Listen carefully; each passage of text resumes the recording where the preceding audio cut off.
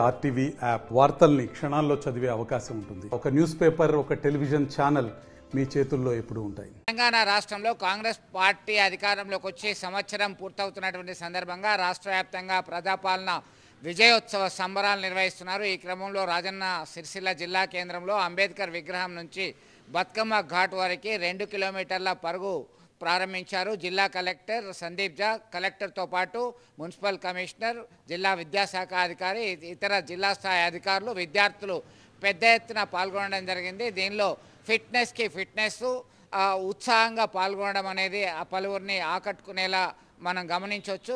గవర్నమెంట్కి ఒక సంవత్సరం అవుతుంది. దీనికోసం ఈ సెలబ్రేషన్ ఫస్ట్ మొదటి వార్షికోత్సవాలు సంవత్సరం కోసం ఈ ఈవెంట్ పెట్టడం జరిగింది. మీరు అందరూ ఈ 2 కిలోమీటర్ రన్లో పాల్గొన్నారు. దానివల్ల మీ అందరికీ చాలా thank you. Me PETs, me school teachers, thank you. మీరు 150 మెంబర్స్ దాకా వచ్చారు. సో ఇదే విధంగా మీ ఫిజికల్ హెల్త్ కోసం కూడా ఇది ప్రతిరోజు చేయాలి. ఇది చెప్తూ మీ స్కూల్లో కూడా కొన్ని